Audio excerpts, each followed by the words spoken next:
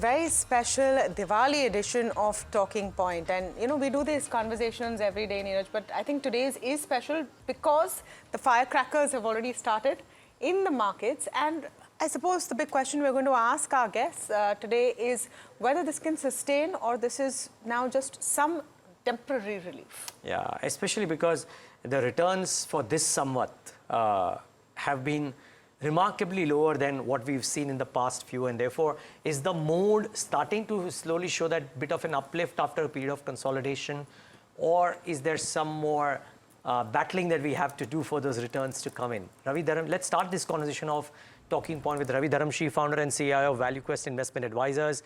Ravi, always good talking to you. Thank you so much for joining in today, and to you and yours in the family and the ValueQuest family and the ValueQuest team. A very happy Diwali and a prosperous New Year. Thank you, and wish you and your viewers the same. Hope this Diwali is a fantastic one, and next year is going to be a prosperous one for all of you. Yeah, is that going to be the case, Ravi? Because it's been a year of consolidation, if you will. Is this setting the stage for the new Samvat to be very, very strong? As long as you own gold and silver, I think last year was also not bad. That's true. Yeah, no, but coming back to equities, we are from the equities market, and we only talk about equities. I think after a long time, you can say that the short term, medium term, as well as the long term, all three look good. It's been a while since we said that, because usually the long term picture is always good, but short term is something that bothers us a lot. But I can say that the pivot that government and RBI has taken in the last 6-7 months on the fiscal as well as the monetary front gives me a lot of confidence that equities are going to go up from here as well. Ravi, a very, very happy Diwali to you from the entire NDTV Profit family. Great to have you on.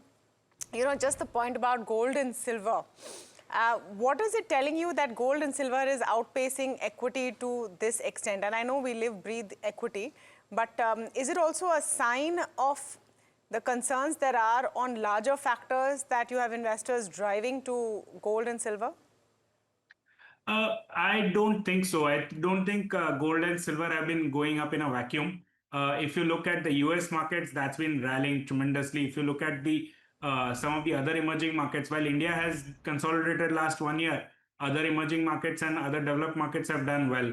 Metals have started doing well. So I think it's more a currency debasement trade, essentially, that so all hard assets and equity assets are actually going up. India, because of the high valuations last year, and because of probably a little bit of a policy gap that we saw because of election, is that we had a consolidation year. But otherwise, I don't think this is a gold silver specific rally. It's an across the board asset class rally, and that is essentially talking about the currency debasement that is happening. So I won't read too much into it in terms of geopolitical implications of gold going up. Okay. So not worrying, and that's a good thing. And Nilesh Shah, founder of Envision Capital, joins in the conversation as well. Nilesh, to you and everybody at home and the Envision family, a very happy Diwali and a prosperous New Year. And thank you for taking the time out and being with us today. Thank you so much, Neeraj, and Diwali wishes, and wishing all your viewers and your entire team a very happy new Samvat. Thank you, Nilesh. And we're just talking to Ravi, and he made this telling point, right? That if you had gold and silver, then your Diwali, then your Samvat was okay. It is only when it was equities that it was consolidating. But maybe this marks the start of probably the first time in the last 2 years that you can be constructive on definitely the long term, but also the short term, simply because this consolidation is setting the stage for an uptick. Are you in the same camp?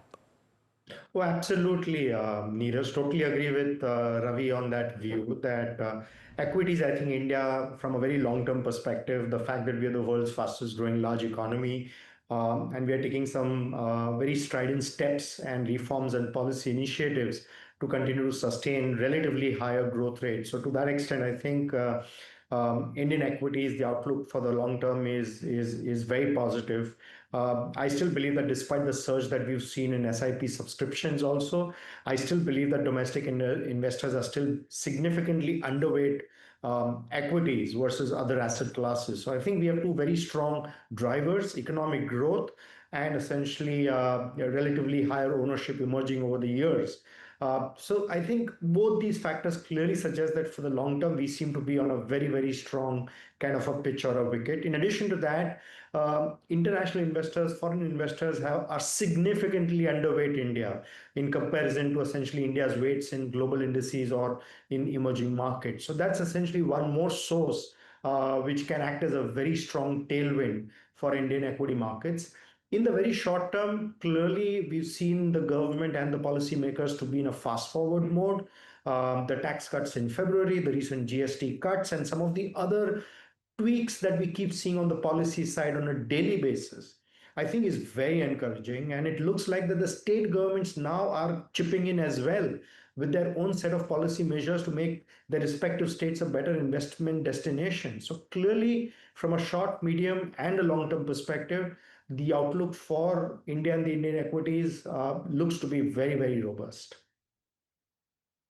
Nilesh, hi, very happy Diwali to you and the entire team at Envision as well, from all of us here at NDTV Profit. I want to talk to you a bit about outlook and whether the outlook for the next Samvat is looking better than the previous one. The previous one has had a lot of unexpected blips. No one was really expecting the US-India relationship to get so patchy, right? That was something that was considered. Now that we know what we know, what is the outlook going in? If you are an equity investor right now, sitting on cash because you're not sure, are you coming in aggressively after what you've seen in the last few days? Oh, absolutely. Wishing you, Tamanna, as well, a very happy Diwali and a happy New Year. Yeah, I mean, clearly, I think the outlook continues to be very good. Undoubtedly, the last Samvat, yes, clearly, I think we were stumped by tariffs, and there's no doubt about that. That's been a challenge, and obviously, the starting valuations were at a premium level. Given that the markets have consolidated in the Samvat gone by, clearly the entry valuations are not as high as what they were a year ago. And on top of that, with lower interest rates, with softer commodity prices, it augurs well for earnings growth. So on the whole, I would probably think that over this Samvat, I wouldn't be surprised if our markets do relatively well and probably end up delivering double-digit returns over the next 1 year. The only challenge I still believe is that maybe over, say, the next 12 months, maybe the H2 looks a lot better. H2 of the Samvat, which essentially is, I think, April to September should be a relatively better period versus now to March. Because the challenge between now to March, you will still keep seeing a lot of around the tariff tantrum. Also, maybe global markets have done so well. I wouldn't be surprised if the global markets come off and there's a bit of a kind of a rub off on the sentiment here back home or our markets here. So I would be more constructive over the period of post March versus what it is now. So maybe this period between now and March should again be used to kind of deploy capital. This is the time to deploy capital. Ravi, are you agreeing with that? And where would you deploy capital? I mean, we've seen just such fantastic numbers from banks. I don't know if they're fantastic or they're fantastic expected to, compared to what was being expected. Is this a relief rally in banks going on? Or is this a turnaround in banks going on? Or is this banks becoming the proxy for all things India growth story consumption? How are you looking at what's happening in banks right now and the set of numbers that were reported? No, see, let's take a look at what was the genesis of a year of consolidation. And if you look at it, our credit growth, which was going at 15%, came all the way down to 9%, primarily because of the impulse coming down in the economy. And I think RBI has taken enough and more steps to revive that growth impulse in the economy. Now, and we are seeing the first signs of it, right? We have seen, I think, last 15 days of September saw almost 11.5% kind of a credit growth. Now, this is obviously we are not yet back to the kind of growth we were witnessing prior to the slowdown.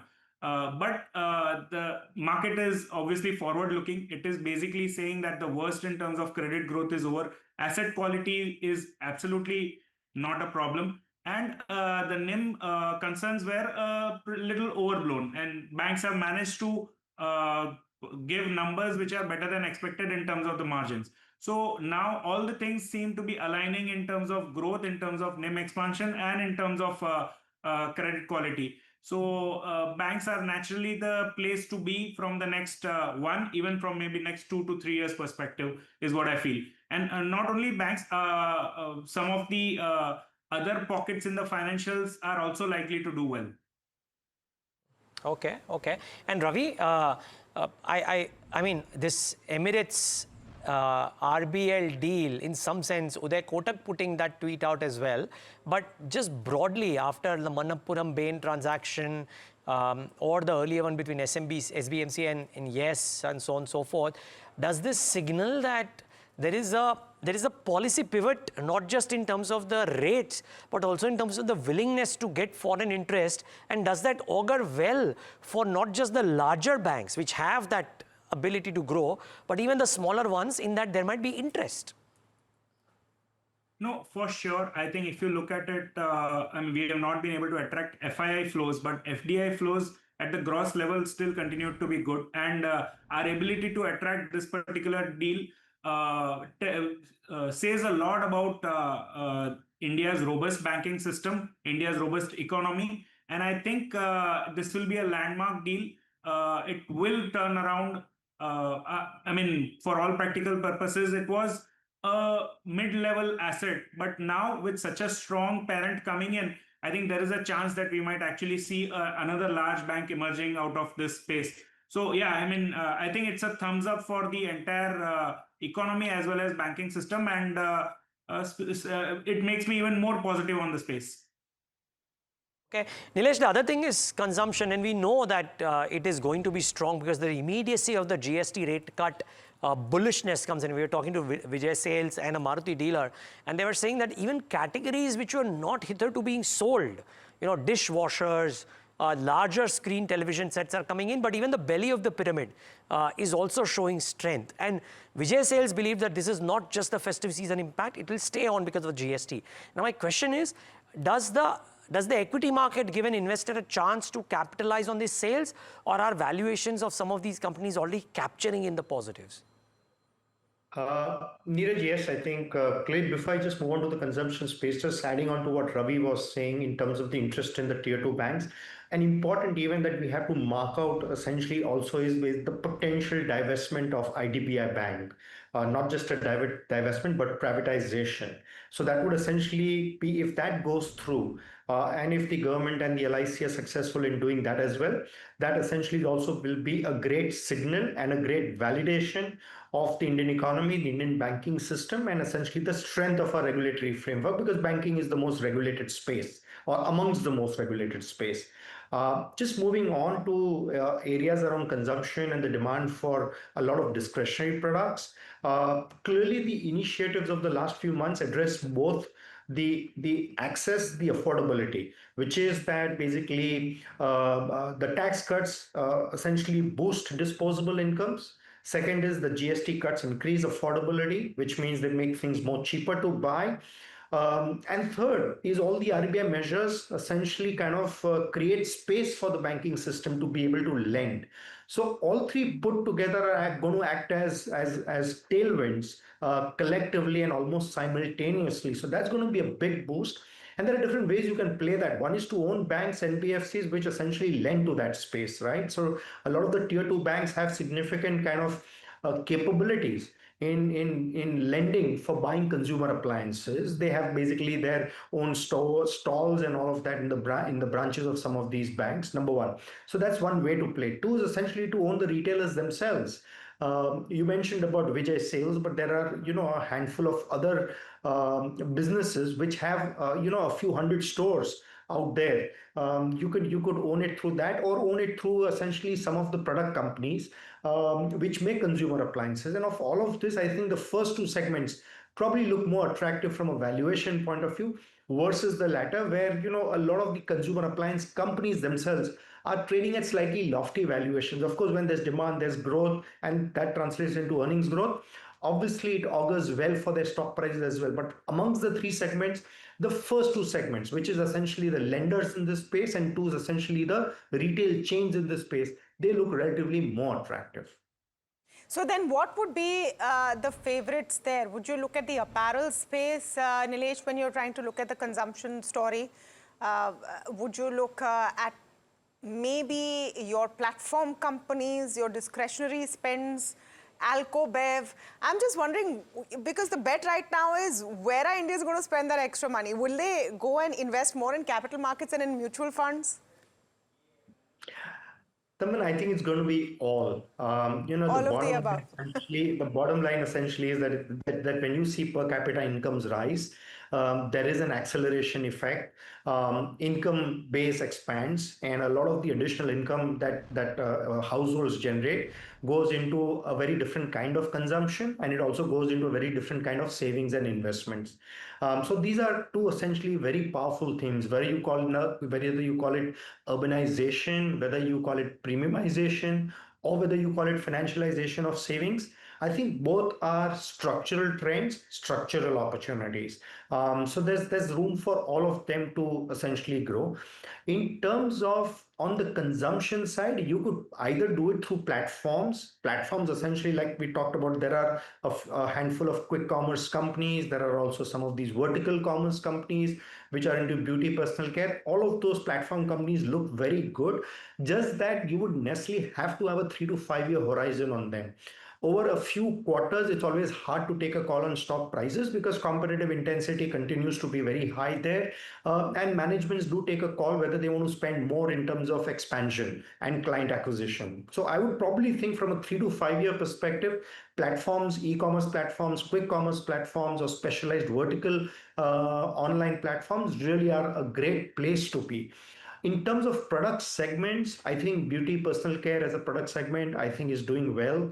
The Alco-Bev space, I think again is doing very well. These two to me should essentially kind of take away a fair bit of the incremental spending which consumers and households are going to do, apart from, of course, consumer appliances. Season for Alco-Bev, isn't it? You saw Radico Khaitan pop this morning in trade as well. But having said that, cheers, Shubh Diwali. Hope both of you celebrated in the best way possible and have a great start to the new year. Thank you so much, Nilesh. Thank you so much, Ravi, for joining in today on our conversation as, we end a very interesting session.